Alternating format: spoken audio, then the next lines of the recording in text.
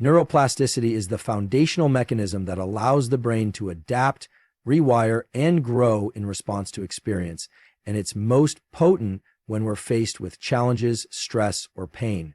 Most people assume that growth happens when things are easy, when we're comfortable, when life is smooth, but neuroscience tells a very different story. The brain is not designed to change in moments of ease. It is designed to adapt when there is a mismatch between expectation and reality, between what we want and what we experience. This mismatch is often felt as pain, physical, emotional, or psychological. And that discomfort triggers the very conditions necessary for transformation. When we experience pain, especially emotional or cognitive pain, certain chemicals and electrical patterns in the brain shift dramatically. Cortisol and norepinephrine levels rise, alerting the system to pay attention. Blood flow increases in areas of the brain responsible for alertness and learning, particularly the prefrontal cortex, amygdala, and hippocampus. These regions are the control centers for decision-making, emotion, and memory. What this means is that in moments of challenge, the brain becomes more impressionable, more plastic. It's open to being shaped, to forming new connections. This is why painful moments often leave lasting memories. They're encoded deeply because the brain was in a heightened state of readiness.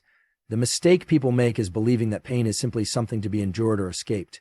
But pain, when approached correctly, is a tool, a signal, a gateway. The nervous system doesn't differentiate between the pain of loss and the pain of growth. It simply responds to the presence of stress. If you can redirect that response, if you can pair pain with focused effort, attention, and intention, you activate the very systems that enable learning. In practical terms, this means that when you're hurting, you are also primed for rewiring. Your brain is literally asking, what should I learn from this? The key lies in how we interpret and engage with that pain. If we retreat from it, numb it, or ignore it, the window for growth narrows. But if we lean into it deliberately, consciously, we can shape who we become on the other side of it. For instance, someone who fails publicly or experiences heartbreak has two options: escape into distraction, or reflect deeply and reshape their thinking, behaviors, and emotional patterns. The brain will adapt either way, but only one path leads to power. When pain is paired with effort and reflection, it rewires our circuitry towards strength, clarity, and resilience. One powerful aspect of neuroplasticity is that it is experience-dependent, but not passive. The brain doesn't change just because something happens to you. It changes when you engage with what happens. When you think about it, make decisions around it, and take new action in response to it. This is why simply waiting for time to heal pain rarely works. Time alone doesn't change the brain. What changes the brain is how you respond within that time. This is the reason some people come out of pain broken, while others emerge from the same kind of pain transformed. It's not luck, it's neurobiology, used or unused. Even more interesting is that the brain adapts faster when there's a meaningful emotional load attached to the experience. Pain grabs the brain's attention far more effectively than neutral experience. So in a way, pain is nature's amplifier. It boosts the volume on whatever you're going through, making it the perfect opportunity for intentional reprogramming.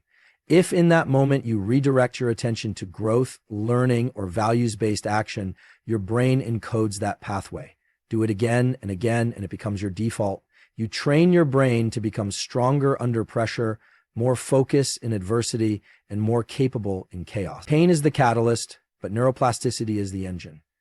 And once you understand this, you stop fearing discomfort. You begin to see each hard moment as an opportunity to shape yourself.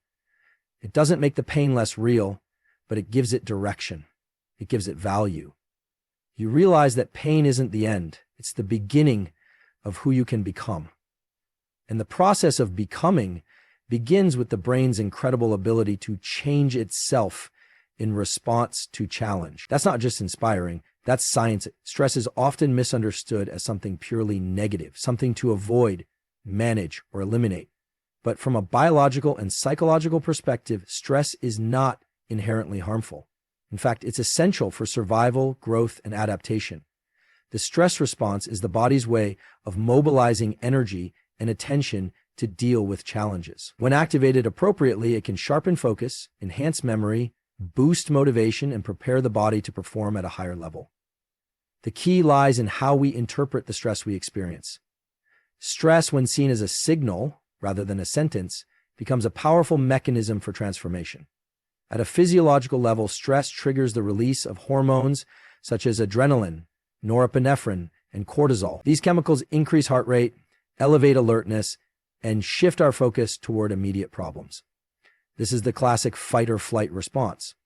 But it's not just about survival. This state also makes us more aware, more reactive, and more capable of encoding memories.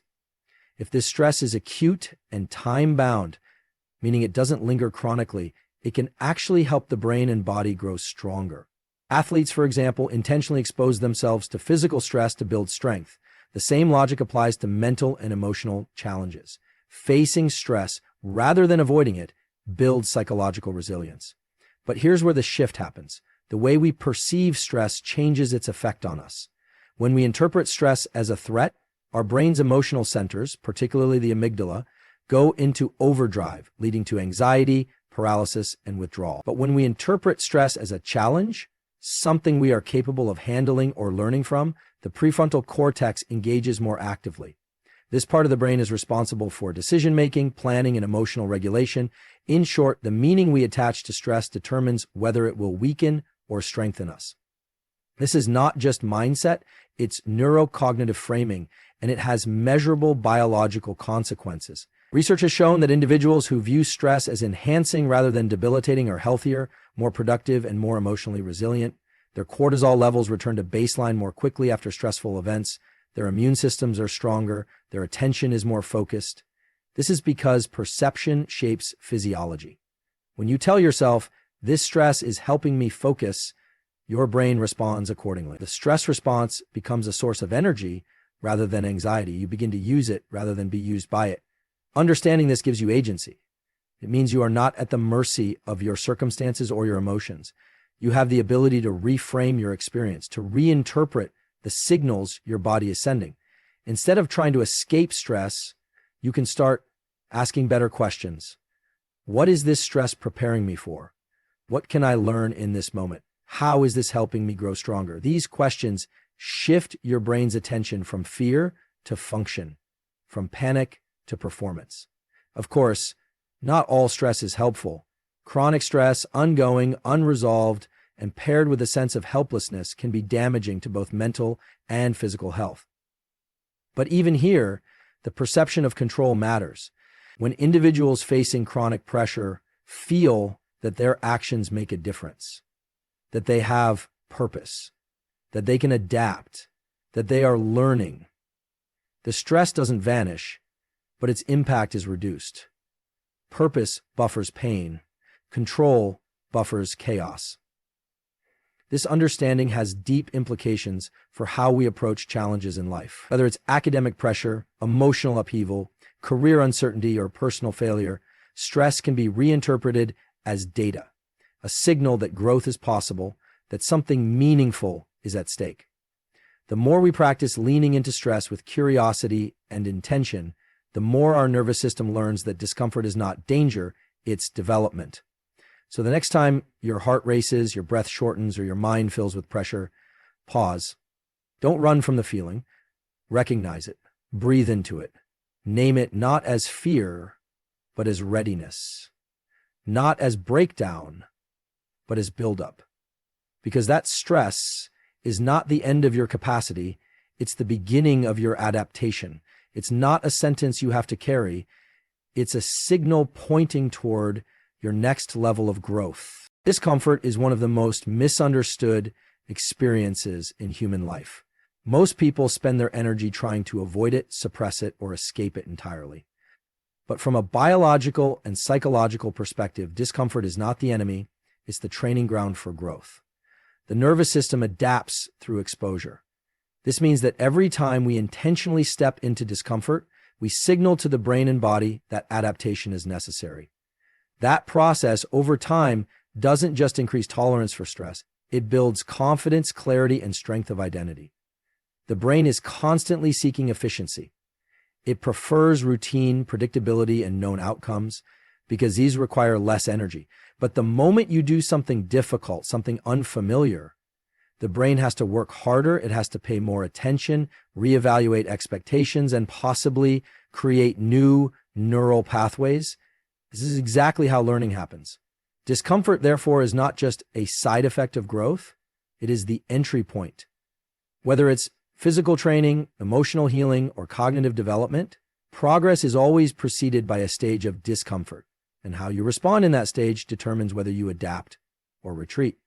Let's take physical exercise as a clear example. When you lift weights, you are placing stress on muscle fibers, causing tiny micro tears. This process is uncomfortable, even painful, but it's necessary. During recovery, those fibers rebuild stronger than before. Now think about how this same principle applies to emotional resilience. When you put yourself in uncomfortable social situations, confront your fears, or speak hard truths, you're stretching your emotional muscles. Your heart might race, your hands might shake, but if you stay with that discomfort instead of avoiding it, your nervous system gradually learns that you are capable of handling challenge. This is called stress inoculation, the practice of becoming stronger through repeated exposure to manageable adversity. However, the key word here is controlled exposure. Growth through discomfort doesn't mean overwhelming yourself or diving headfirst into trauma. It means gradually and intentionally moving toward the edges of your comfort zone. You don't learn to swim by jumping into the deep end without preparation. You learn by wading in, adjusting, and building confidence step by step. In neuroscience, this is known as progressive adaptation, and it works because the brain is plastic. It changes based on what you repeatedly do under attention and emotional significance. Each time you voluntarily face something uncomfortable, you are reinforcing a message: I can do hard things. That message, repeated often enough, becomes a belief, and beliefs shape identity. You begin to see yourself not as someone who needs to be rescued from discomfort, but as someone who can rise through it. This identity shift is powerful, and it cannot happen through thought alone. It must be embodied through action. It's easy to read about resilience, watch inspiring videos, or talk about courage, but until you do something hard, until you lean into the heat of discomfort, your nervous system doesn't get the message. In addition, embracing discomfort also rewires your relationship with fear. Fear is often just the anticipation of discomfort. What if it hurts? What if I fail? What if it's too much? But once you've experienced the discomfort and survived it, fear loses its grip. You realize that the thing you were avoiding wasn't as dangerous as it seemed. And this realization frees up cognitive energy, emotional bandwidth, and motivation. You begin to chase growth instead of run from it. You stop seeing pain as punishment and start seeing it as preparation. Over time, the practice of embracing discomfort doesn't just increase your stress tolerance, it increases your range. If you can handle more complexity, make better decisions under pressure, and recover faster from setbacks, your nervous system becomes more flexible, more adaptive, and more aligned with your goals. This is the real power of discomfort. Not that it breaks you, but that it builds you slowly, intentionally, and permanently. So when discomfort arises, don't immediately pull back. Don't numb it, don't distract yourself, and don't label it as failure. Instead, breathe into it. Recognize it for what it is, the fertile ground where growth takes root, the place where your nervous system is learning something new, the space between who you are and who you're becoming. Pain is an inevitable part of life, but the way we experience and respond to it is not fixed. One of the most powerful findings in neuroscience and psychology is that the brain processes pain differently when it is linked to a meaningful goal. When pain feels purposeless, it becomes overwhelming. But when it is experienced in service of something bigger, something that aligns with our values, identity, or long-term aspirations, it takes on an entirely different form. It becomes bearable, and more than that, it becomes transformational. Pain, paired with purpose, becomes fuel. Not just a burden to carry, but a tool to shape who we are becoming. This is not an abstract or spiritual idea. It is rooted in the biology of how the brain encodes experience. When we engage in effort towards something we care about, even if it's difficult or painful, the brain releases dopamine, not just at the end, when the goal is achieved, but along the way, especially when we persist through adversity. That means the struggle itself becomes rewarding when it is attached to purpose. It's a fundamental mechanism that evolution has wired into us. We are motivated not just by comfort, but by the meaning we assign to our efforts. Purpose turns pain from something to be avoided into something to be used. Think of a person training for a marathon. Every run is physically taxing. Muscles ache, breathing becomes difficult, energy wanes, but because the runner has a clear purpose, a race, a goal, a vision of who they want to become, the pain becomes part of the process, not a barrier to it. In fact, that pain is often what makes the journey feel worthwhile. Without it, there is no sense of achievement. This applies not just to physical training, but to every area of life. Emotional pain, failure, rejection, and even grief can be transformed when we frame them within a purpose-driven narrative. Consider the experience of loss. Losing someone you love is among the most painful things a person can endure. But even here, meaning can emerge. People often turn that pain into action. They start foundations, write books, change careers, or support others going through similar struggles. Their pain didn't vanish, but it was redirected. It became a source of purpose. The brain's reward system lights up when we act in alignment with deeply held values, even in the midst of pain. And in this way, pain becomes a compass that points us toward what matters most. It forces clarity, it strips away the trivial, and focuses attention on what is essential. Purpose doesn't eliminate pain, but it does contextualize it. When you know why you're hurting, the pain no longer feels like chaos. It becomes a cost you are willing to pay, a signal that you're investing in something that matters. This shift in perception is powerful. Instead of resisting pain, you can begin to integrate it, seeing it not as evidence that you are failing, but as proof that you are growing, that you are alive, engaged, and courageous enough to care deeply about something. This also means that finding or clarifying your purpose isn't a luxury. It's a necessity if you want to endure and grow through life's inevitable hardships. Purpose gives pain direction. Without it, pain is just noise, loud, disruptive, and meaningless. But with purpose, pain becomes a message, a challenge, a call to rise. This is why the people who seem the most resilient are not those who are immune to suffering, but those who have something bigger than suffering to live for. This truth applies to everything from personal relationships to professional goals. When you are clear on your why, your tolerance for challenge increases. You are willing to go further, endure more, and persist longer because the pain is no longer just about discomfort. It's about alignment. It's about stepping into a version of yourself that cannot be built in comfort. Purpose is what turns pain into power, not by removing the hardship, but by giving it meaning. And in the end, it is meaning that sustains us. The mind and body are not separate systems. They are deeply connected, constantly influencing each other in real time. This connection is especially powerful when it comes to how we process and respond to pain. While pain often feels like something purely mental or emotional, it is also deeply physiological. What you do with your body, your breathing, posture, eye position, even how you move, can directly influence how your brain interprets and reacts to discomfort. By learning to control your physiological state, you can shift your mental state, allowing you to transform the way you experience pain. This isn't just a psychological trick. It's rooted in how the nervous system works. When you experience pain or stress, your body naturally activates the sympathetic nervous system. This is your fight or flight response.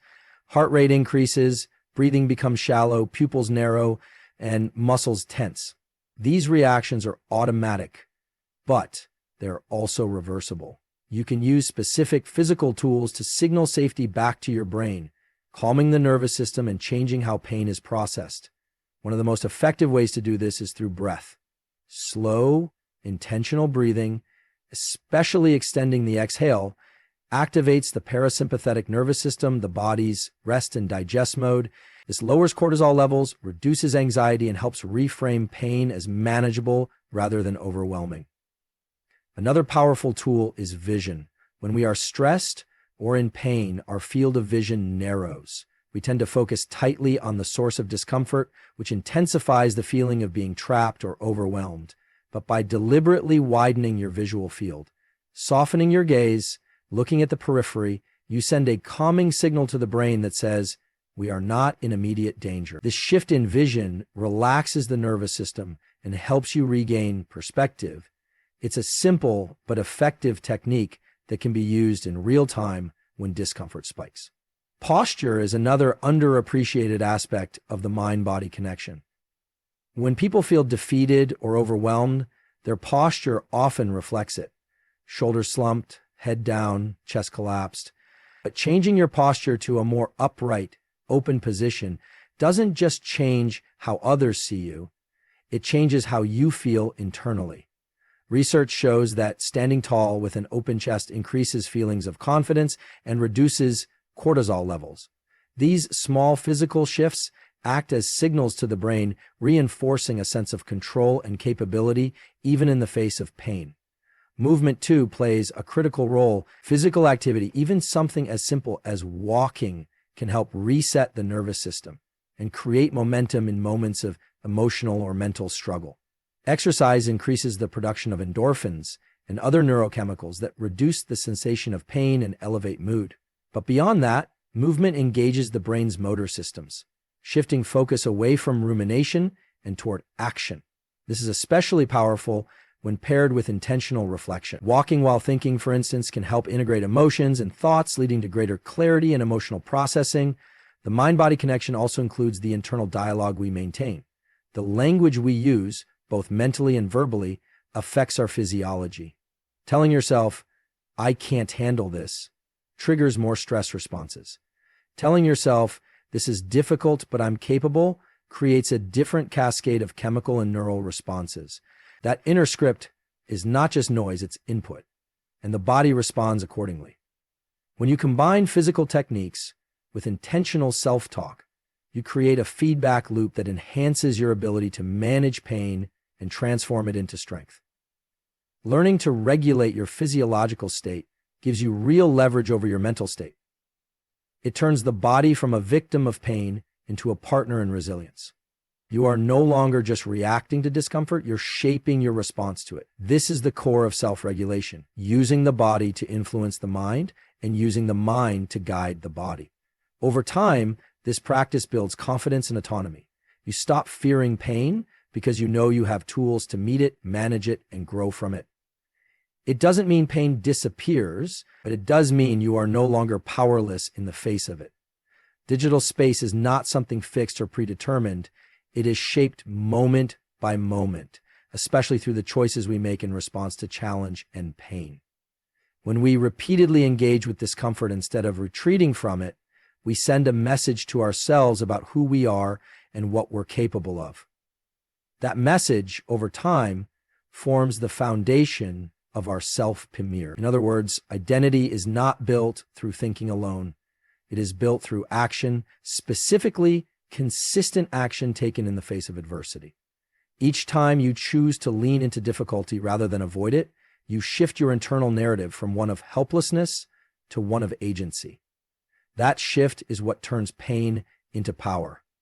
Every experience of pain presents a decision point. You can choose to be overwhelmed by it, to let it define you in terms of limitation, or you can choose to work with it, to use it as feedback, fuel, or a signal for change. The brain and nervous system track these responses. They're not just emotional, they're neurological patterns. Each time you take a productive action in the face of pain, whether that means showing up, speaking the truth, exercising discipline, or even just staying grounded, you reinforce a circuit in the brain that says, I am someone who moves forward even when it's hard. Repeated enough, this becomes your baseline. Not just what you do, but who you are. It means returning again and again to the practice of showing up, no matter how small the step. Neurobiologically, repeated effort in the face of resistance creates long-term changes in how the brain handles stress. Structures in the prefrontal cortex, responsible for decision-making, emotional regulation, and self-control, become more robust. Dopamine, the neurotransmitter associated with motivation and reward, begins to release not just when goals are achieved, but during the process itself. The brain starts to reward effort, not just outcome. This is how a growth-oriented identity is formed, not through outcomes, but through engagement. This has a powerful ripple effect. When your sense of self becomes tied to persistence rather than performance, setbacks don't shake you as much. Failure becomes feedback. Pain becomes information. You begin to trust yourself not because you're always succeeding, but because you always return. This builds emotional resilience, which is the ability to recover and re-engage after difficulty. It also makes you more adaptable. If your identity is rooted in effort, you can shift directions, change goals, and evolve without losing your sense of worth.